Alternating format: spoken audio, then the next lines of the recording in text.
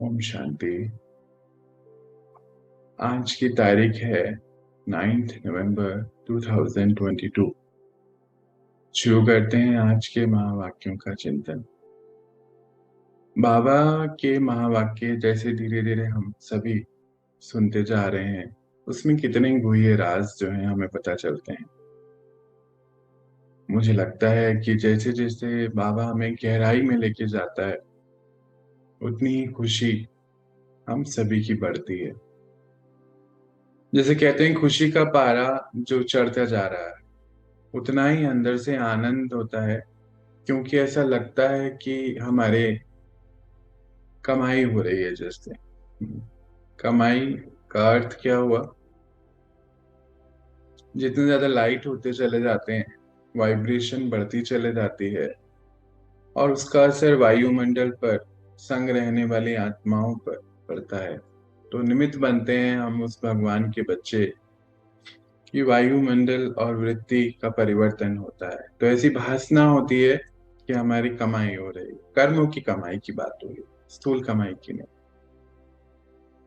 और जो अंदर से भरपूर होता है ना, जैसे जैसे हम ये सुनते रहते हैं, उसको अपनाते रहते हैं दिन भर में, तो अंदर से भरपूर होते चले जाते हैं।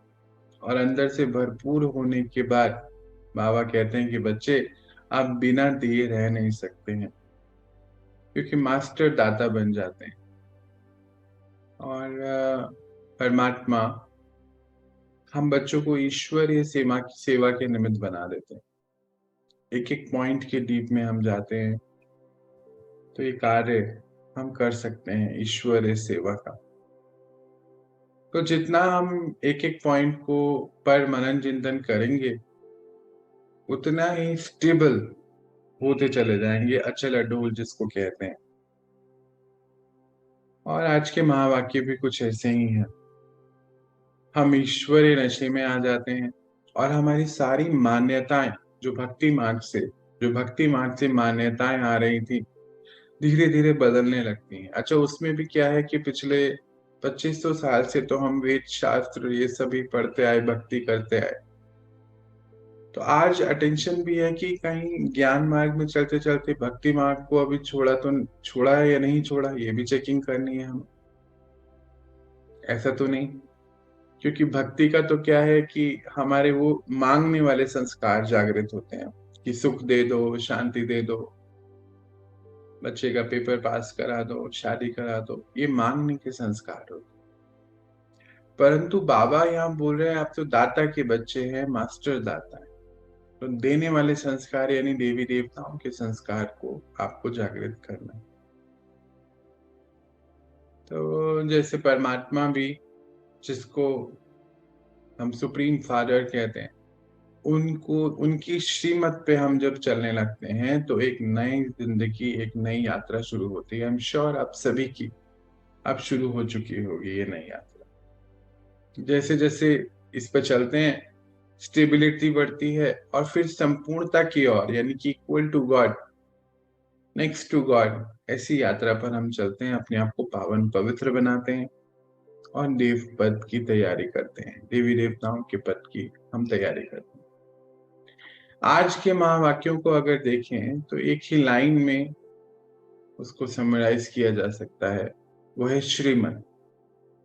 श्रीमत को फॉलो करना, भक्ति मार्ग में कहते हैं, या आम भाषा में इसको कहते हैं इंग्लिश में कि मैन प्रपोजेस गॉड डिस्पोजेस, मतलब डिस्पोजेस। इसका अर्थ क्या हुआ, इसका मतलब क्या हुआ कि मनुष्य सोचता कुछ है, परंतु होता कुछ है। तो तीन मुख्य मत हैं। एक है देवताओं की मत, फिर है मनुष्यों की मत, और तीसरी है आसुरीय मत।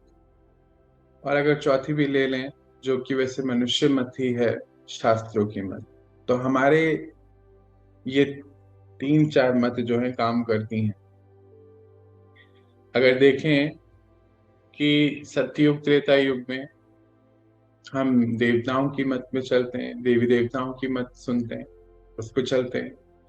द्वापर और कलयुग में मनुष्य मत, और फिर तो अभी घोर कलयुग के अंत में असुरी मत तक पहुंच जाते हैं। अच्छा, शास्त्रों की मत को भी देख लीजिए, वो भी मनुष्य आत्माओं की मत होती है। जितने भी वेद शास्त्र हैं, किसने लिखे? मनुष्य आत्माओं ने लिखे। वो बात अलग है कि ऋषि मुनि उस समय सतो प्रधान या सतो, उनकी अवस्था अलग अलग, उनके अपने जन्म अनुसार है, जन्म और मरण के चक्कर के अनुसार है। परंतु वो सब उनको कहाँ से मिला? अपनी बुद्धि योग से उन्होंने वो सारे शास्त्र बनाए उस समय। परंतु है तो मनुष्य मत था।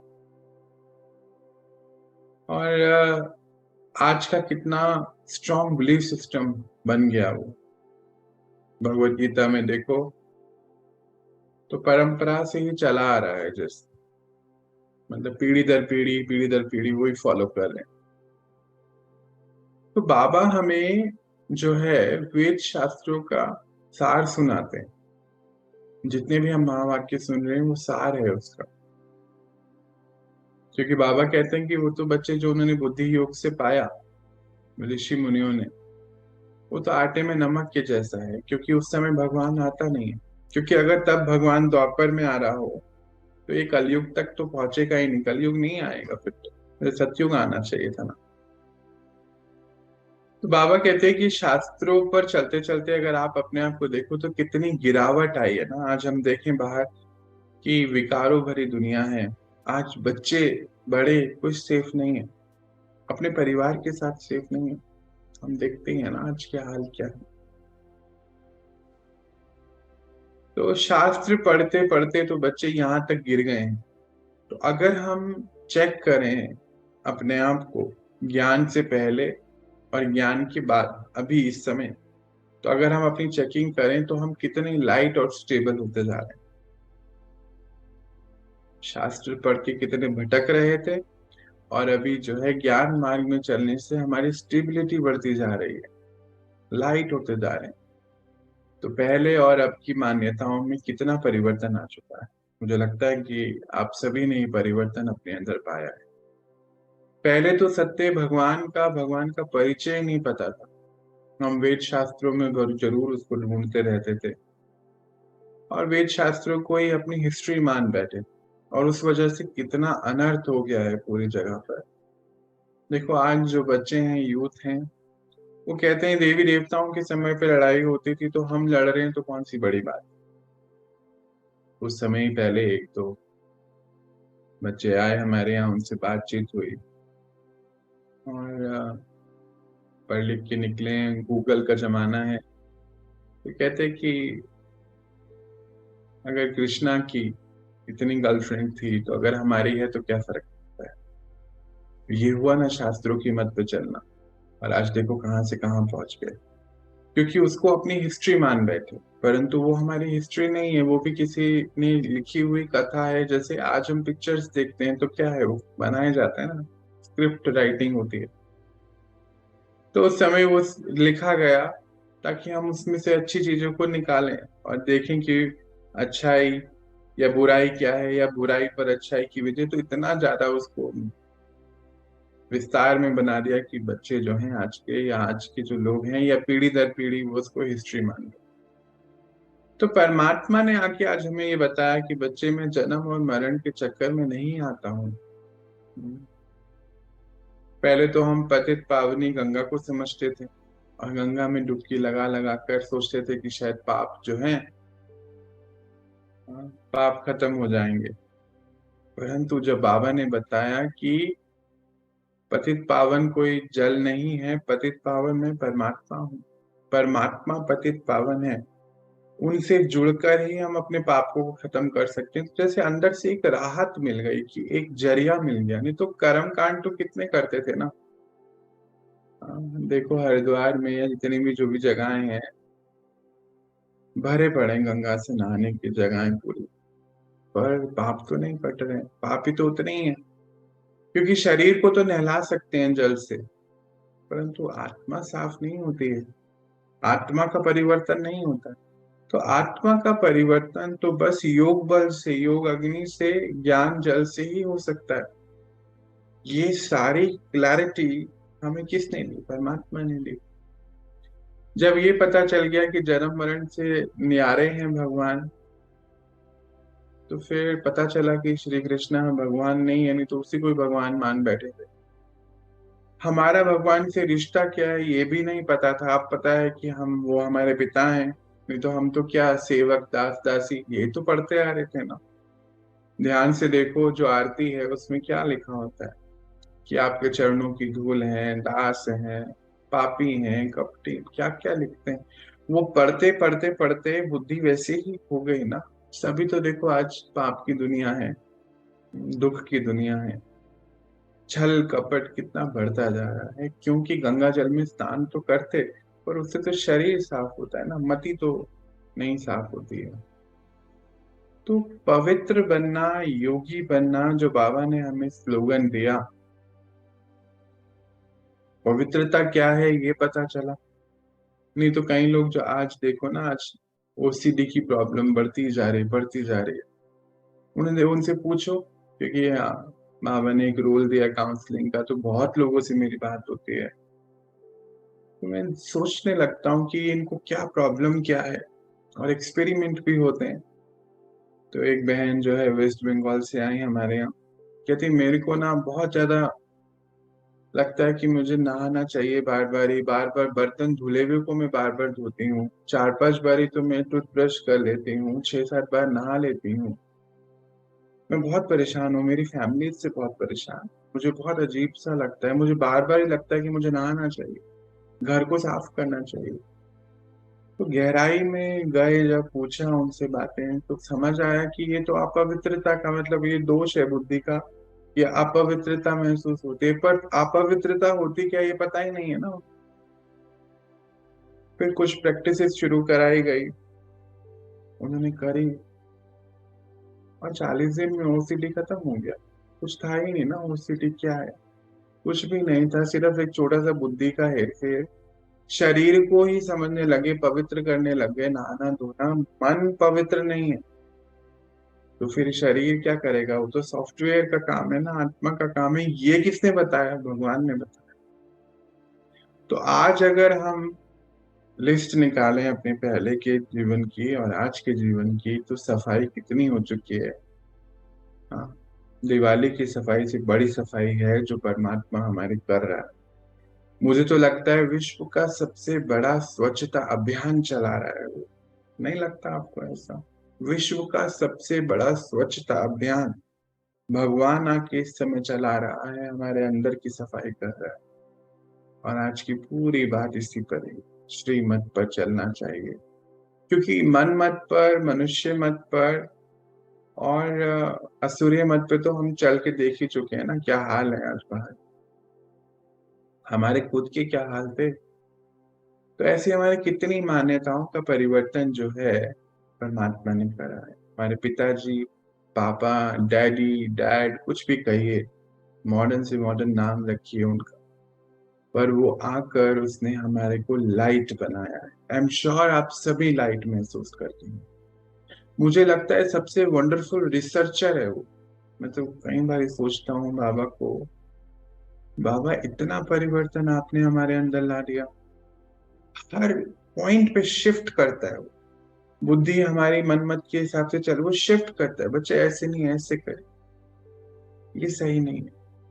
तो इतने लाइट होते जा रहे हैं कि शिव बाबा हमें, हमारे कितने सारे बिलीफ सिस्टम जो पीढ़ियों से चले आ रहे थे, और उसको परिवर्तन करने में कितना समय लगता है, पर उसने सब परिवर्तन कर दिया। आज जब पता चला कि वो प्रकृति को अधीन करके आता है, वो जन्म नहीं लेता है, तो सबसे बड़ा सिस्टम खत्म हो गया। कि अब देखो, अगर हम कृष्ण को भी देखते, वो तो जन्म लेता है ना माँ के गर्भ से, वो कोई पर काया प्रवेश नहीं करता है। तो ये भी सिस्टम खत्म हुआ कि भगवान कौन है ये पता चला, तो बुद्धि का भटकना बंद हो गया फिर से।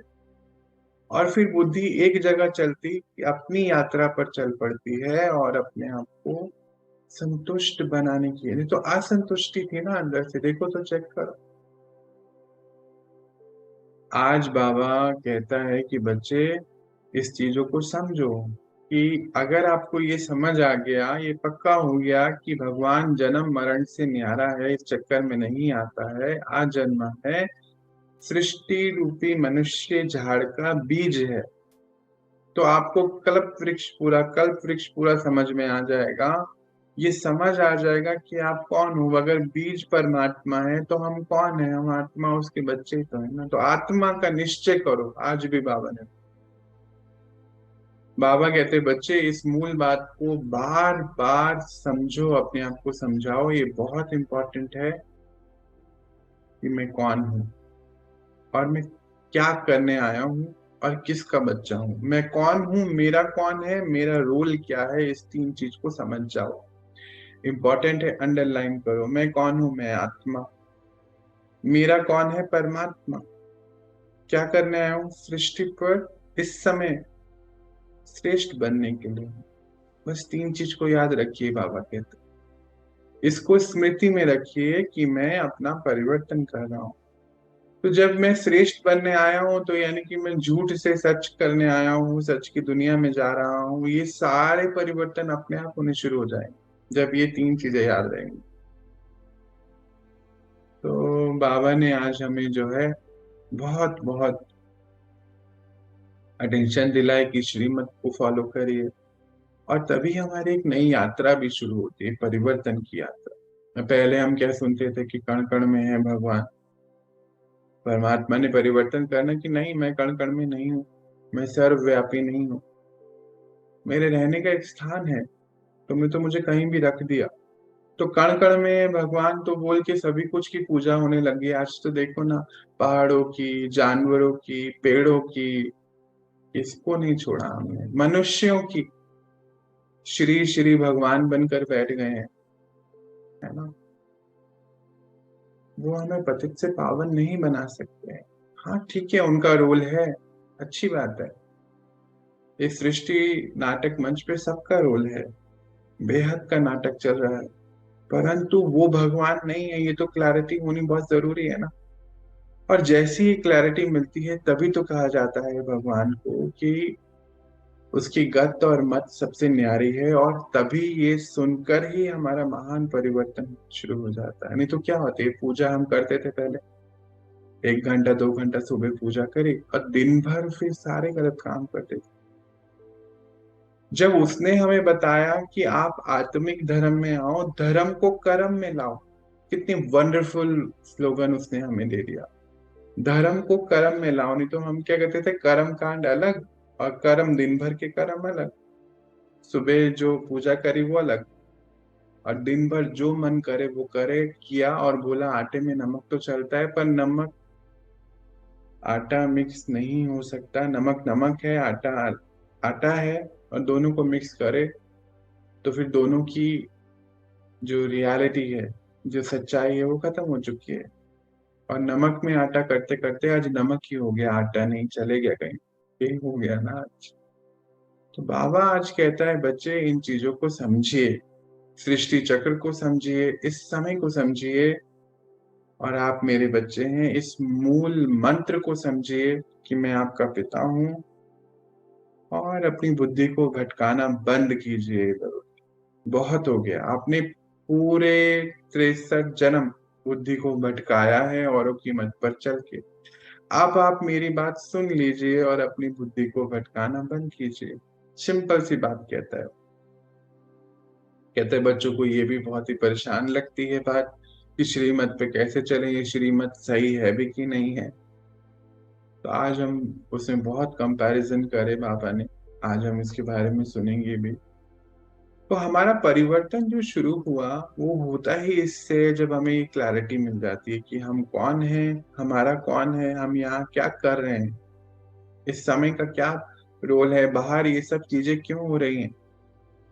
आज सुबह में उठा तो ऐसे ही कुछ मैसेज आया, देखा तो अर्थक्वेक आया है नोएडा, दिल्ली, जम्मू कश्मीर, काफी जगहों पर।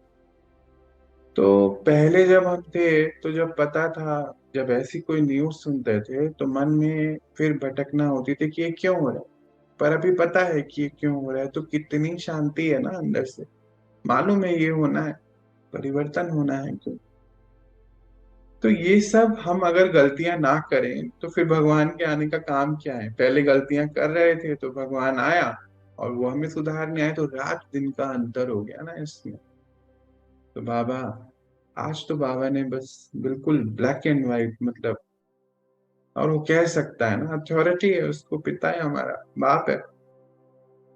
आज तो उन्होंने ऐसे पॉइंट को टच किया है, अगर सुने तो कहते हैं कि बच्चे, आपकी दुनिया में हर एक को हर एक से नफरत है। इसका मतलब क्या है? वो ये कहना चाहता है कि कोई किसी को सहन ही नहीं कर पा रहा। सारे धर्म वाले एक दूसरे को सहन नहीं कर पाते हैं। घर में चार आत्माएं रह रही हैं, वो दूसरे को सहन नहीं कर पा रहे। कोई किसी की बात नहीं सुन पा रहा है। एडजस्टमेंट पावर खत्म हो चुकी है। क्योंकि अपने आप को बॉडी कॉन्शियसनेस में लिया है ना, शरीर समझा, इसीलिए ये हो रहा है। कोई कोई की बातों में चल रहे हैं तो दूसरे को सहन नहीं कर पा रहे। कितना मुश्किल हो रहा है, बाबा कहते हैं। आज हिंदू मुस्लिम को देखो या किसी और धर्म को देखो, वो एक दूसरे को सहन नहीं कर सकते हैं। तो बाबा आज इस टॉपिक को टच कर रहा है कि बच्चे, जैसे देखो, गोरे और कालों को देखो, एक दूसरे से कितनी नफरत करते हैं। वो एक अपने शहर में गांव में रखना नहीं चाहते, कहते इनको निकालो बाहर। तो कितना बड़ा बिलीफ सिस्टम बना हुआ है, उसमें फंसे हुए हैं। मैं आज ये सोच भी रहा था कि देखो, एग्जाम्पल में अगर हम ले तो माइकल जैक्सन को देखो, उसने बेचारे ने कितनी प्लास्टिक सर्जरी कराई सिर्फ इसलिए बोल के क्योंकि वो काला था, उसको गोरा होना था। कितना कितना भेदभाव है। अगर गांधी जी की स्टोरी को हम देखें तो ट्रेन से बाहर फेंक दिया गया इसीलिए कि वो काले थे, जबकि वो कितने पढ़े लिखे थे तब, ये किसी ने नहीं सोचा। तो कितना अंतर। तो बाबा यही कह रहे हैं कि बच्चे, ये मतभेद क्यों है? आप सब तो मेरे बच्चे हैं ना, क्यों है ये भेदभाव, क्यों कर रहे हैं आप? कितनी दिक्कतें, कितनी लड़ाइयां आज हो रही हैं जो बाहर हम देख रहे हैं। अभी कल परसों की न्यूज में भी कोई मुझे बता रहा था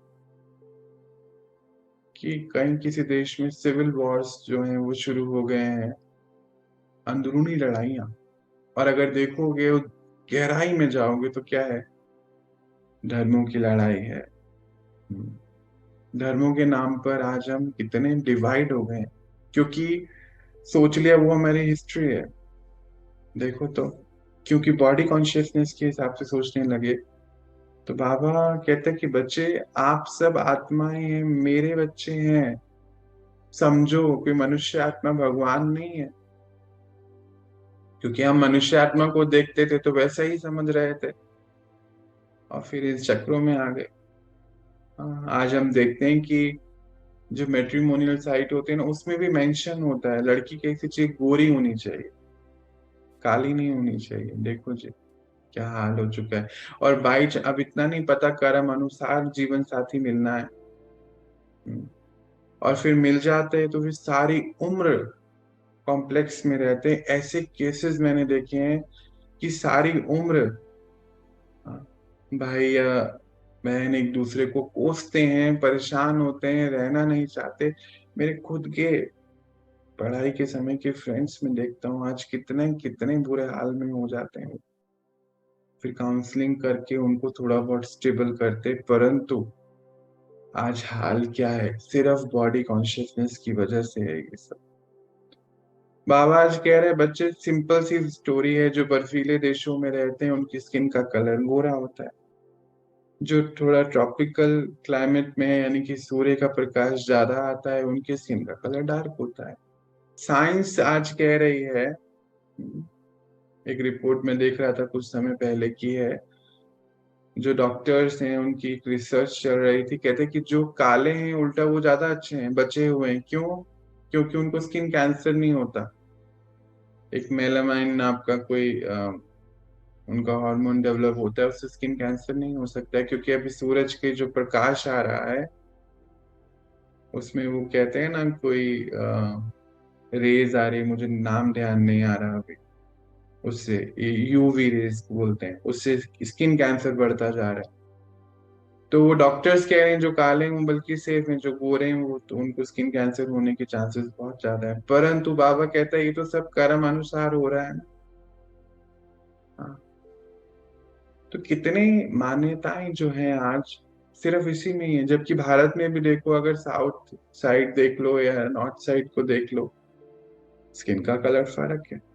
परंतु आज बाबा कहता है कि इसी में ही ये सब तो माता पिता और कर्म अनुसार, माता पिता से जीन्स आ रहे हैं और आपके कर्म अनुसार वो आत्मा उस घर में जन्म ले रही है। कई बार ये देखा गया कि माता पिता काले हैं, बच्चे बहुत गोरे हैं, काले मीन्स सांवले हैं तो गोरे हैं, ऐसा भी है। और आज पूरी की पूरी इंडस्ट्री खड़ी है इसके लिए, कॉस्मेटिक इंडस्ट्री। वो 7 दिन में गोरा करने के चक्कर में क्या कर रहे हैं, और लोग फंसते जा रहे हैं। मैं देखता हूँ इतने यूथ इसमें फंस जाते हैं। अच्छा, गोरे को सुंदर कहते हैं, काला है तो फिर वो सुंदर नहीं है, और उसमें कॉम्प्लेक्स आ जाता, और उसको जिंदगी भर जैसे जीवन अपना बड़ी मुश्किल से जीना पड़ता है। जिनकी हाइट कम है या स्किन का कलर डार्क है, उसको सेल्फ एस्टीम ही नहीं है, उसको बेचारा बस परेशान जीवन को ढोता रहता है। तो अब बाबा कहते ये सब काम आपके क्यों है, आप बच्चों के नहीं है ये काम। कहते आप मेरे बच्चे हैं। वो आज हमें ये क्लैरिटी दे रहा है कि आपको इससे न्यारे होना है, आप मत सोचिए ऐसा। मैं अपना भी एग्जाम्पल देता हूँ। कुछ साल पहले मैं कोलकाता में था, मेरे मन में भी ये भावनाएं थी। वहां पे क्या था कि क्लाइमेट के अनुसार कुछ डार्क स्किन के लोग भी हर जगह होते हैं, वहां पे थोड़े ज्यादा थे भाई, ऐसा मुझे लगा। तो जब सेवाएं तो शुरू हो गई थी बाबा की वहीं से, बाबा ने तो मोल्ड करना शुरू कर दिया था। क्योंकि कहते हैं ना कि जब वो दाता देता जाता है, जब आप भर रहे हो तो वो आपको फिर निमित्त बनाता है। तो लोग आके टच करते थे मुझको, और मुझे बड़ी अजीब लगता था, दिक्कत होती थी कि जो काले होते थे कि क्यों मुझे टच कर रहे हैं। तो बाबा अंदर से कहता था कि बच्चे, आप अपने को भूल जाइए, आप निमित्त हैं। वो आपको टच नहीं करता, वो मुझसे मिलना चाहता है।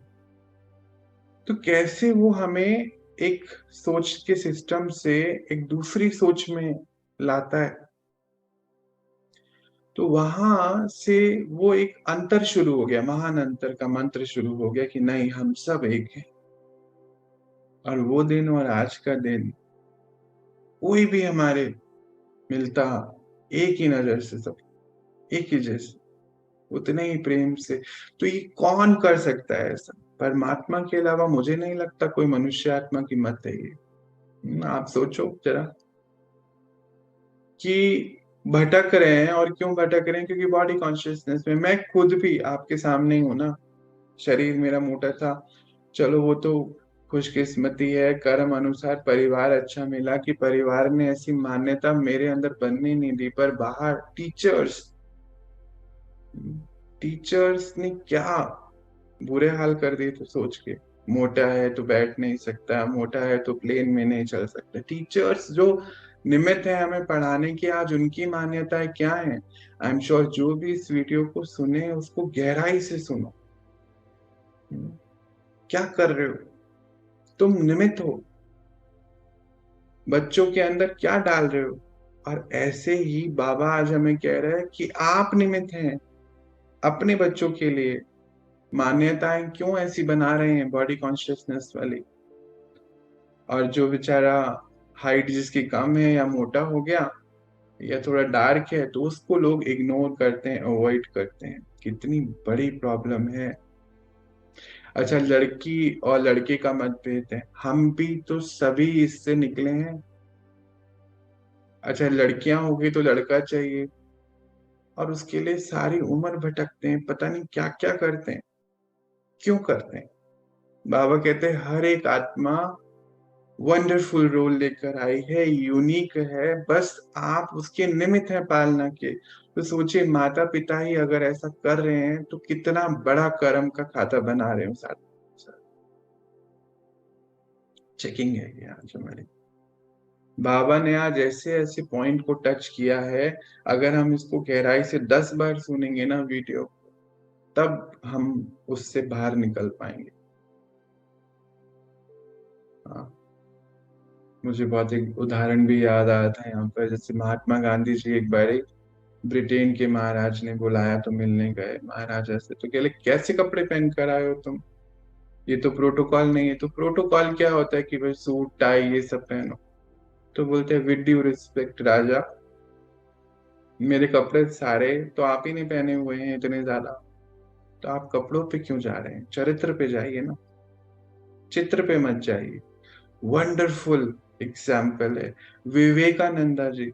जब गए बाहर तो कपड़ों पे कितना उनको बोला गया, भरी सभा में। तो उन्होंने क्या बोला कि आपकी कंट्री में टेलर जो है आपका चित्र बना रहे हैं, और हमारे भारत में हमारे चरित्र का निर्माण किया जाता है।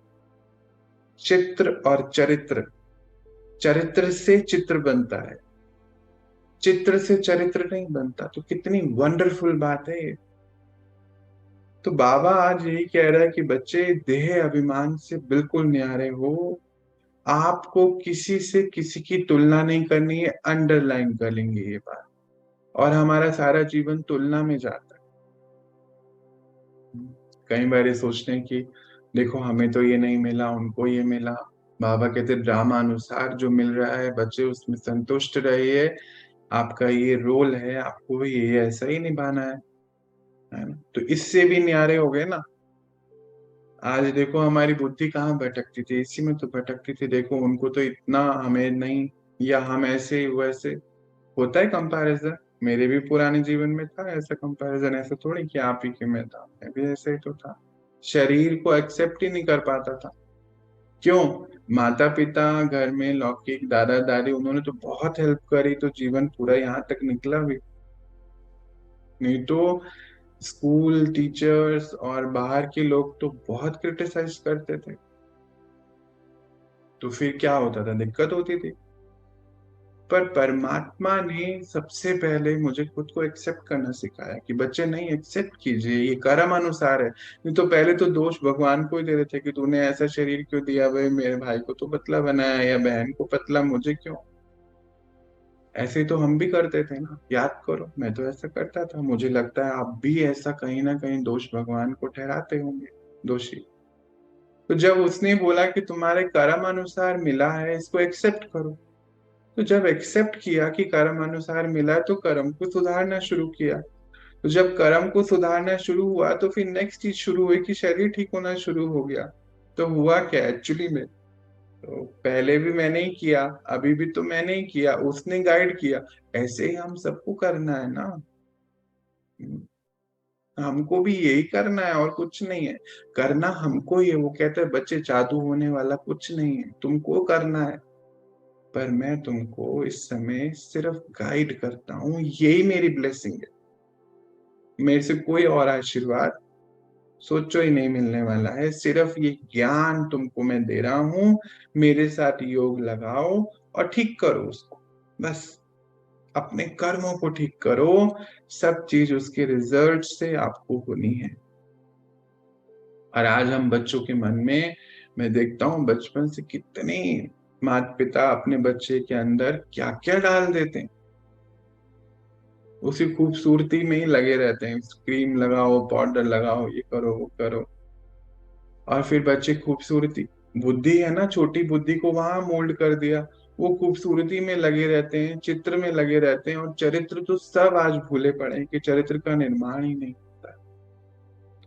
भारत, हम भारतीय हैं, चरित्र सबसे इंपॉर्टेंट है।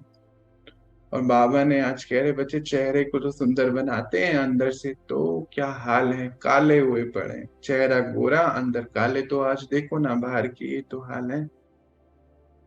और बाबा ने हमें इन सभी चीजों से छुड़वा दिया है, देखो। इसीलिए कहते हैं कि भगवान की मत और गत सबसे न्यारी और प्यारी, और हमें इसी को ही फॉलो करना है। अभी कुछ समय पहले की बात है, शायद मई की बात है, मेरे पास एक फोन आया और वो मुझसे पूछ रहे हैं भाई कि मैं बहुत परेशान हूँ। तो मुझे तो लगा कि क्या हो गया, अच्छा बताइए। तो काफी देर बाद बताया कि मैं पिछले इतने समय से ज्ञान में हूँ, सुनता हूँ, मेरे अंदर बहुत परिवर्तन है, परंतु मुझे कुछ प्रॉब्लम हुई होगी। उनको डॉक्टर के पास गए। डॉक्टर जी क्या कह रहे हैं उनको, देखो मनुष्य मत, कि आप पवित्रता को फॉलो करते हो ना, इसलिए आपको बहुत सारी बीमारियां अभी और आने वाली। और ये तो मैं अपने औरों से भी जब देखता हूँ, यंग जनरेशन से मिलता हूँ, वो भी यही कहते हैं कि पवित्रता को फॉलो करने से, कहीं तो कह रहे थे मुझे अभी कुछ दिन पहले की बात है, कि कैंसर हो जाएगा।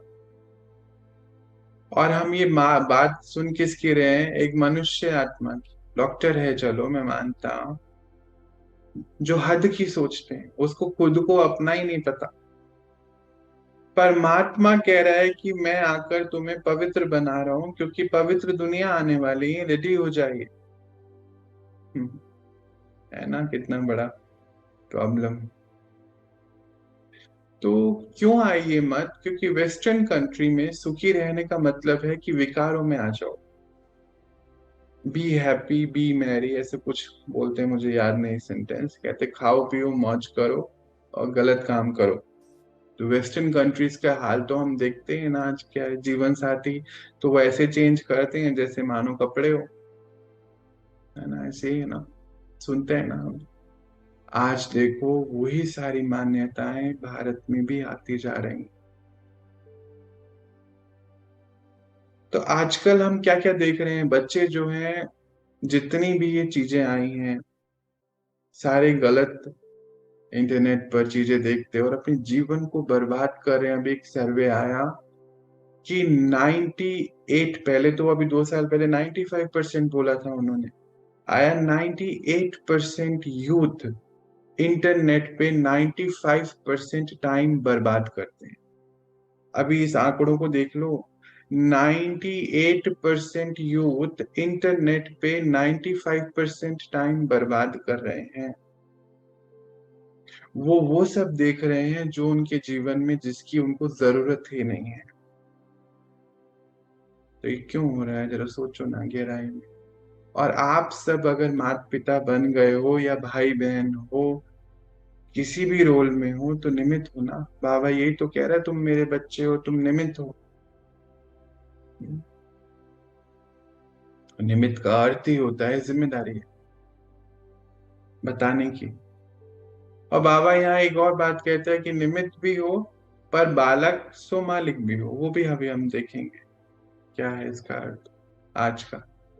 तो कहते हैं बच्चे, मुझे पवित्र बच्चे चाहिए। वो स्लोगन दे रहा है कि योगी बनो और पवित्र बनो, क्योंकि पवित्र दुनिया में जाना है।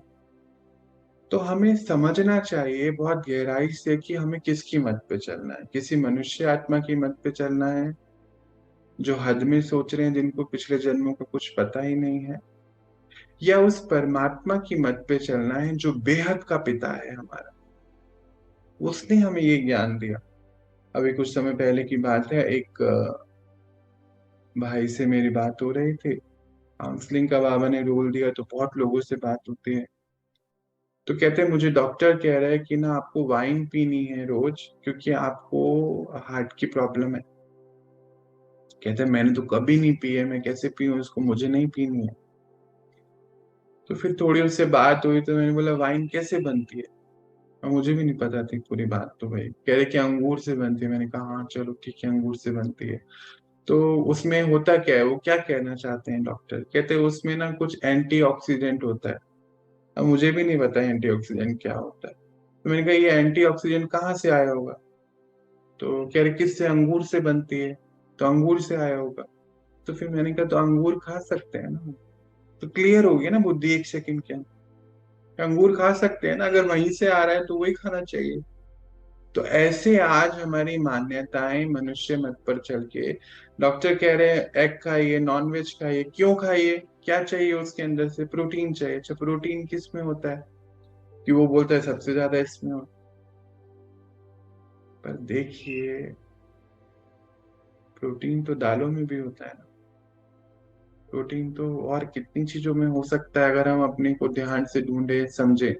पर डॉक्टर क्योंकि बड़ा है और उसकी बात मानते, आज हमारे भारत में भी कुछ समय पहले एक सर्वे आया, देखो अभी एग्जैक्ट आज का तो मुझे नहीं पता, पर जब हम पढ़ा करते थे एमबी 2007-9 की बात है, तो वो बता रहे थे 9,000 करोड़ की इंडस्ट्री हो गई है किसकी, नॉन वेज की, जो ऑर्गेनाइज्ड है, मतलब जो जांची परखी है, जो ब्रांडेड है। तो जो नॉन ब्रांडेड गली गली में खुले हैं वो तो पता ही नहीं कितने होंगे ना।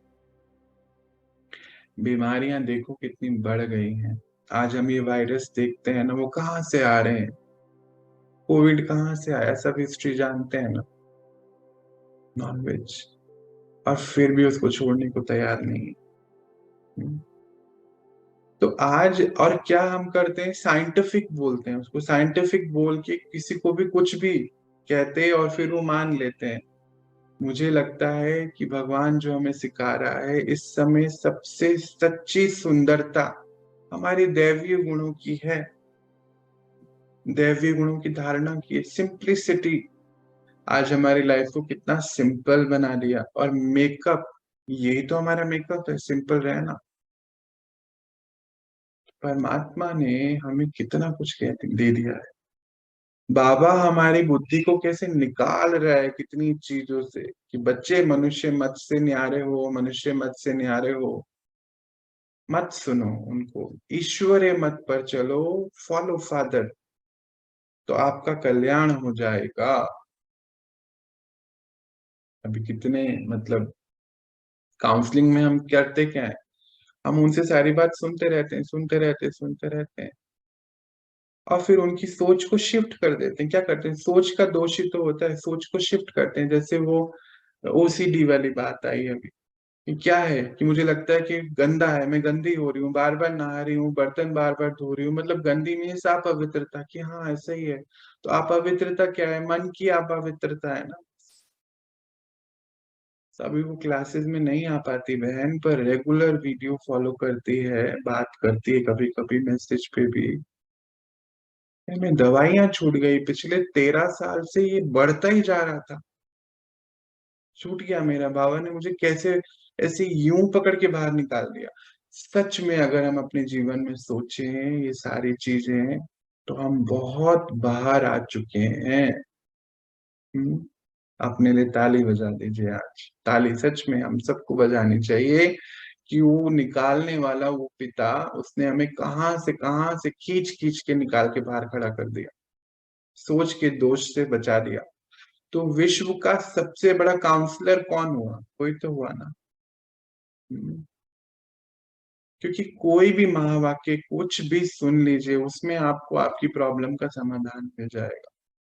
कब, जो भी चल रहा है एक को सुन लीजिए, उसमें मिल जाएगा। तो बाबा ने कहा बच्चे, आज जो बाबा ने कहा कि बच्चे संगम युग की प्राप्तियों को याद करो, फिर वंडरफुल प्रिंसिपल दे दिया उसने हमें। कहते कितनी प्राप्तियां तुम्हें भगवान से मिल रही हैं, इसको याद करो। कहते कि नहीं तो फिर क्या करोगे, दुख को याद करोगे ना, है ना वंडरफुल प्रिंसिपल। कहते हैं बाबा ने आपको जो प्राप्तियां कराई हैं आप उसको याद कीजिए। नहीं तो क्या, दो ही ऑप्शन है, या तो आप सुख को याद करोगे, नहीं तो दुख को याद करोगे पीछे जो हो गया है। और उसको याद करोगे तो उसी में लगे रहोगे, फ्यूचर को बना नहीं पाओगे। और फ्यूचर हमारे फीचर से बनता है, फीचर यानी कि लक्षण, और लक्षण क्या है, जो हमें आज प्राप्तियां कितनी होती जा रही हैं उससे हमारा नया लक्ष्य डिसाइड हो रहा है कि हम और प्राप्तियां करें। तो बाबा मुझे लगता है सबसे बड़ा डॉक्टर भी है, काउंसलर भी है, टीचर भी है।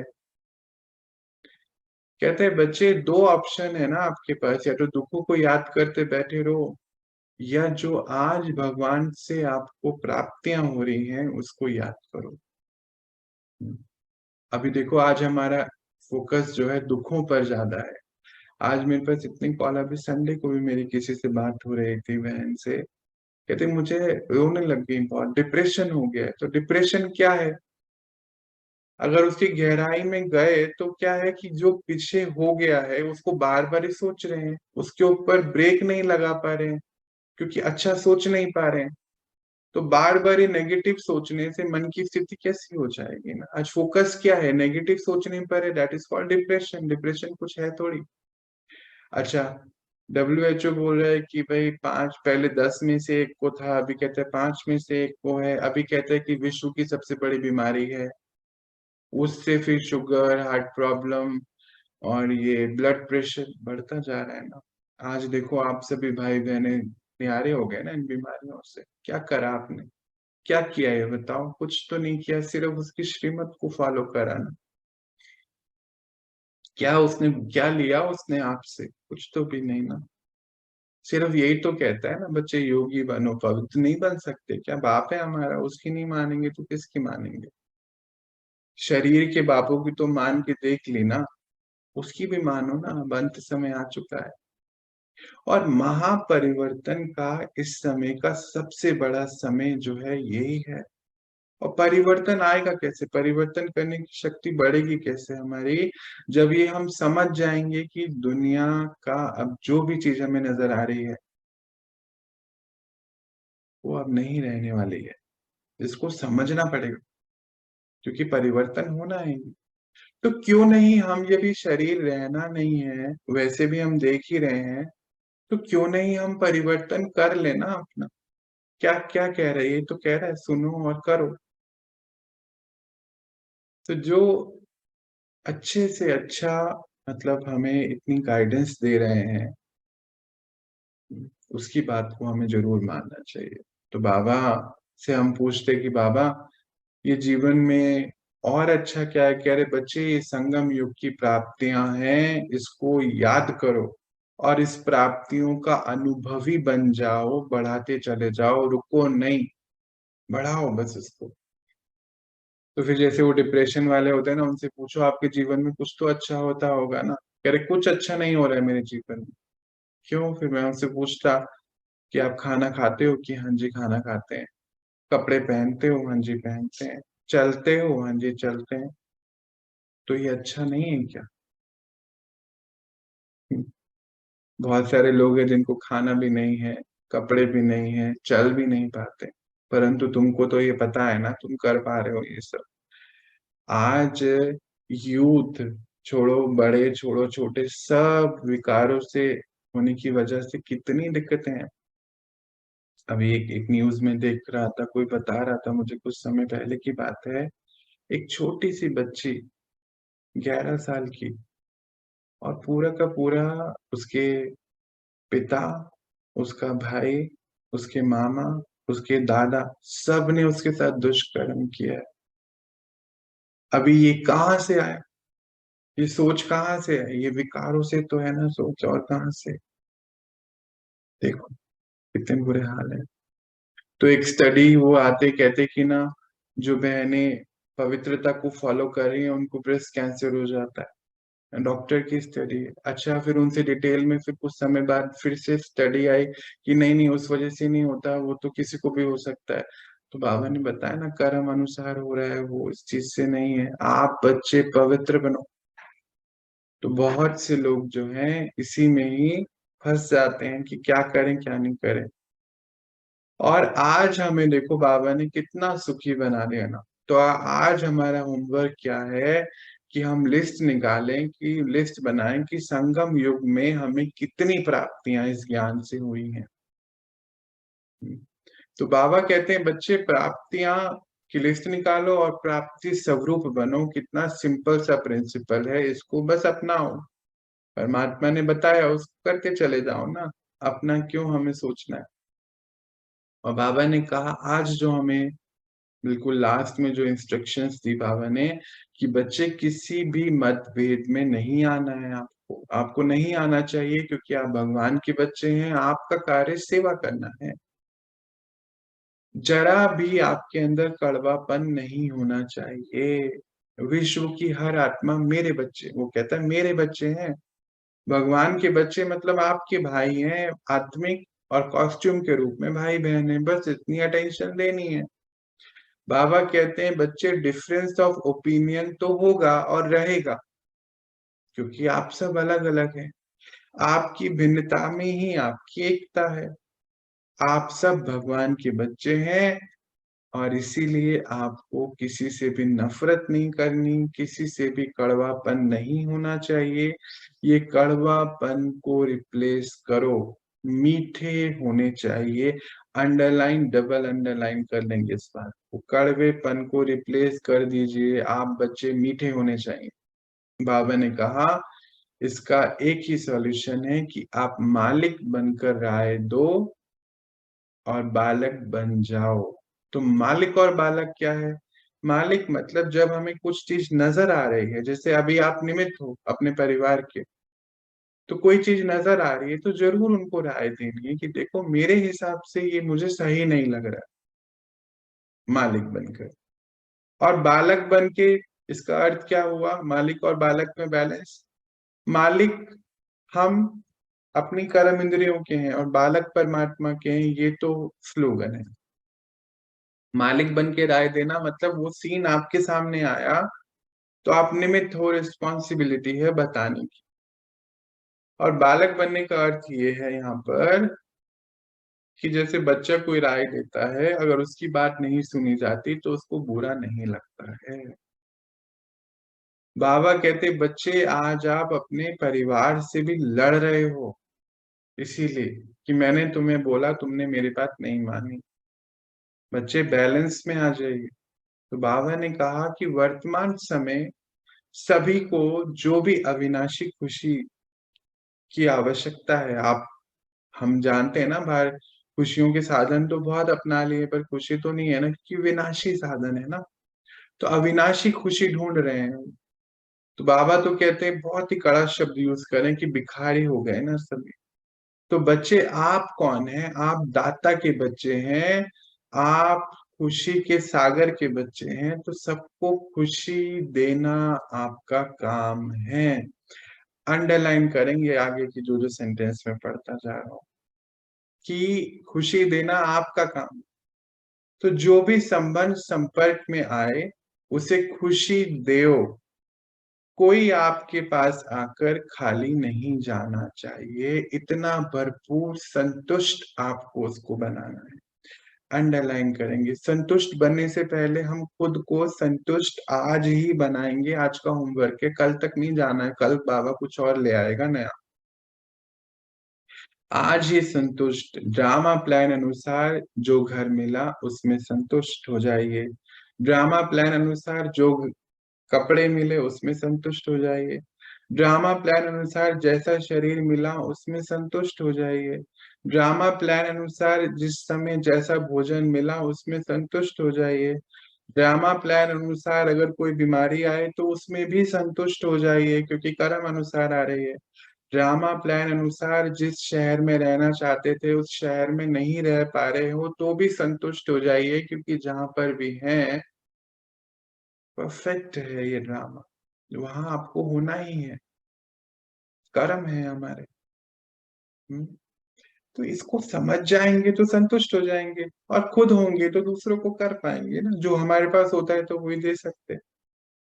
बाबा कहते बच्चे ये आपको शोभता नहीं है कि अब आप असंतुष्ट रहें, इतना बाबा से पालना लेकर भी। हम्म?